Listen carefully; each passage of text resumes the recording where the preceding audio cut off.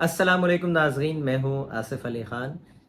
वालिदैन और बच्चों के दरमियान जो सबसे बड़ा एक मसला है ना, वो है कम्युनिकेशन स्किल का। यानी बच्चों तक वालिदैन की बात पहुँच नहीं रही होती।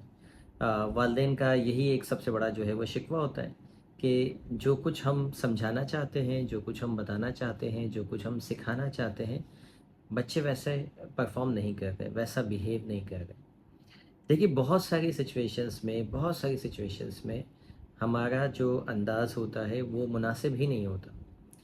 2 चीज़ें होती हैं, एक कॉन्शियस माइंड, एक अनकॉन्शियस माइंड। जो शऊरी ज़हन होता है बच्चे का, वो आदतें शऊर पे नहीं होती। आदतें जितनी भी सेव होती हैं वो लाशऊर पे होती हैं, रवैये जितने होते हैं वो लाशऊर पे होते हैं। और हमें जब चेंज करना होता है आदतों को, तो हमें लाशऊर तक पहुंचना होता है। अगर आप लाशऊर तक नहीं पहुंच रहे बच्चे के, तो फिर आप जो कुछ भी सिखा रहे हैं, समझा रहे हैं, वो लाजमी तौर पे बच्चा उस पर बिलीव ही नहीं करेगा, उस तक वैसा बिहेव ही नहीं करेगा। आपकी बात सुन लेगा, लेकिन फिर वो 2 दिन बाद वही काम कर रहा होगा जिससे आपने मना किया है। इसकी एक गलती जो वालिदैन ये करते हैं वो ये कि सही वक्त का इंतखाब नहीं करते बच्चों को समझाने के लिए। इस पर मेरी एक वीडियो मौजूद है कि बच्चों को समझाने का बेहतरीन वक्त कौन सा है। मैं उस पर बात नहीं कर रहा अभी।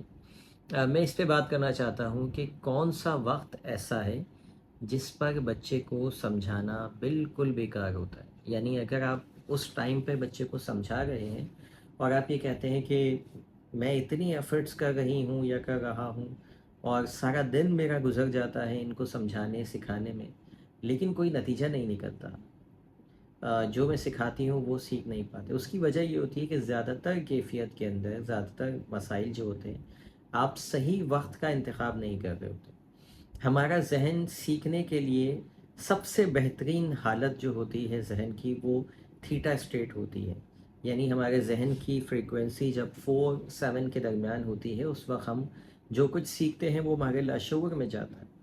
इसी तरीके से एक और ज़हन की स्टेट होती है, कैफ़ियत होती है, जिसको बीटा स्टेट कहते हैं। यानी ये होती है 15 से 21 के दरमियान जो है ये धड़क रही होती है। यानी अभी जो आप मेरी बात सुन रहे हैं, पांचों हवास पे आपको इन्फॉर्मेशन आ रही है, आप देख भी रहे हैं, आप सुन भी रहे हैं, आप महसूस भी कर रहे हैं, ये नॉर्मली बीटा स्टेट होती है। इसमें शऊर बहुत ज़्यादा एक्टिव होता है। यानी कोई बात समझाई जाए तो वो शऊरी सतह पर होती है, लाशऊर तक नहीं जा रही होती।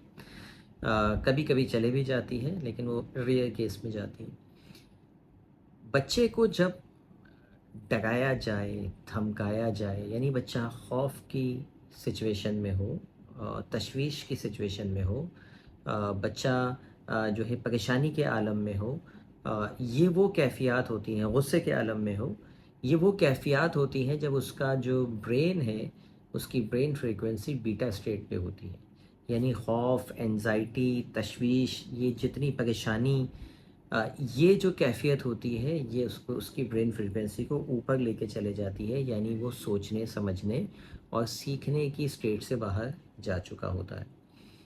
अब इस वक्त वालिदैन जो है वो बच्चों को लेक्चर दे रहे होते हैं, इस वक्त वालिदैन उनको समझा रहे होते हैं, सिखा रहे होते हैं।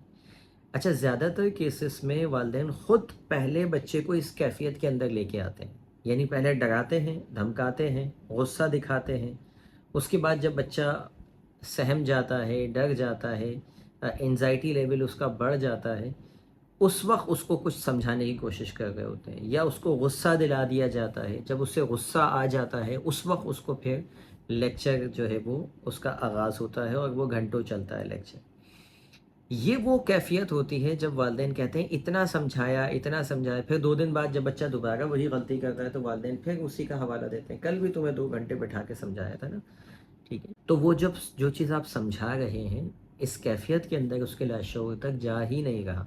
अब आप दिन में 8 मरतबा समझाएं, 10 मरतबा समझाएं, आप सारी ज़िंदगी समझाते रहें, ठीक है, और उसके बाद फिर कहें कि मैंने इतनी मेहनत की, मैंने इतनी कोशिश की, मेरी तो अब बस हो गई है, मैं समझा ही नहीं सकती, ठीक है, मुझे समझ नहीं आता इस बच्चे का क्या करना है, ठीक है, तो फिर फ्रस्ट्रेशन में आप जो है वो चले जाते हैं। अच्छा, फिर ये साइकिल की तरह घूमता रहता है। जब आप मज़ीद फ्रस्ट्रेट होते हैं तो नेक्स्ट टाइम जब वो बच्चा थोड़ी सी मिस्टेक करता है तो अब आप पिछला भी आपकी फ्रस्ट्रेशन एक साथ निकल रही होती है और यूँ ये मल्टीप्लाई होती जाती है, ठीक है। और वालिदैन जो है वो एक खुद बेचारे जो है वो डिप्रेशन के मरीज़ बन के रह जाते हैं, उनका एंगर इश्यूज़ बहुत ज़्यादा हो जाता है, बहुत ज़्यादा गुस्से में फट रहे होते हैं। मेरे पास सैकड़ों कॉल्स आती हैं जिसमें ज़्यादातर केसेस यही होते हैं कि बच्चों पे गुस्सा कंट्रोल नहीं हो रहा, बच्चों को मैं समझा समझा के थक गई हूँ, मुझे समझ नहीं आता मैं क्या करूँ और अब मैं उनको मारती हूँ।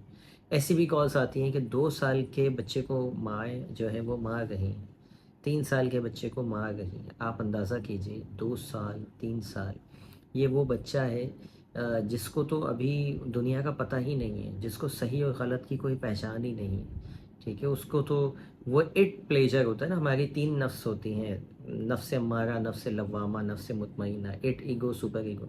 तो वो इट, ये इट का मतलब ये होता है कि मुझे चाहिए बस, ठीक है, मुझे ये चाहिए, मुझे भूख लगी है तो मुझे रोना है, मुझे चाहिए हर सूरत में।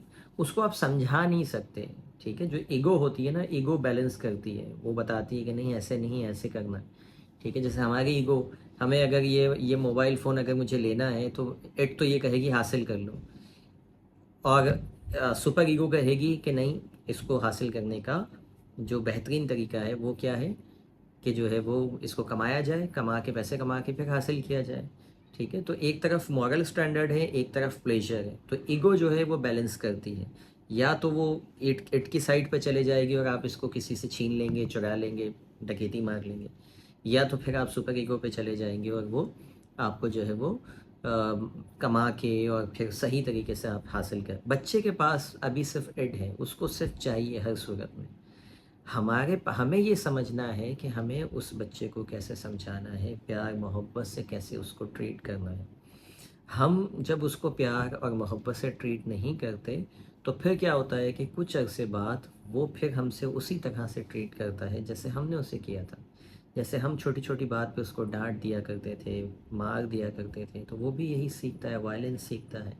बच्चों को मारेगा, स्कूल में लड़ेगा, आपको मारेगा, आपसे लड़ेगा, आपसे आर्ग्यूमेंट करेगा, ये सारी चीज़ें वो करता रहेगा। तो स्टार्ट कहाँ से हो रहा है? स्टार्ट हो रहा है कम्युनिकेशन से। इसका मतलब ये है कि सबसे पहले जो आपको तब्दीली लानी है वो अपनी कम्युनिकेशन के अंदर लेके आनी है। आप जितना प्यार मोहब्बत से, रेस्पेक्ट से उससे बात करेंगे, उसको समझाएंगे, उसको सिखाएंगे, अच्छी तरह से एक बेहतरीन वक्त का इंतखाब करेंगे। बेहतरीन वक्त, वैसे तो मेरी वीडियो वो आप देख सकते हैं, लेकिन फिर मैं बता दूं कि रात के सोने का वक्त बेहतरीन वक्त है, सुबह के उठने का वक्त, ये वो वक्त होते हैं जब बच्चे की जो ब्रेन फ्रीक्वेंसी होती है वो 4/7 यानी थीटा स्टेट होती है, हिप्नोटिक स्टेट होती है। इस वक्त जो भी बातें समझाई सिखाई जाती हैं वो बच्चे के डायरेक्टली लाशऊर में जा रही होती हैं।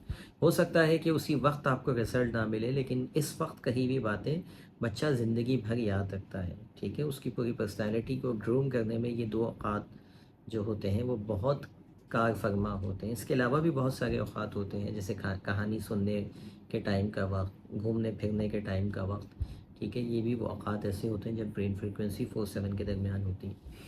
तो अभी फ़िलहाल आपने आज से जो काम नहीं करना है वो ये कि बच्चे को जब खौफ हो, गुस्सा हो, तशवीश हो, परेशानी हो, डरा हुआ हो बच्चा, उस वक्त कोई भी लेक्चर ना दें। लेक्चर के लिए सही वक्त का इंतखाब करें। हज़रत इब्न मसूद रज़ी अल्लाह ताला अन्हो फरमाते हैं कि रसूल अकरम सल्लल्लाहु अलैहि वसल्लम मौका महल देखकर नसीहत करते थे। ये बुखारी शरीफ की हदीस है।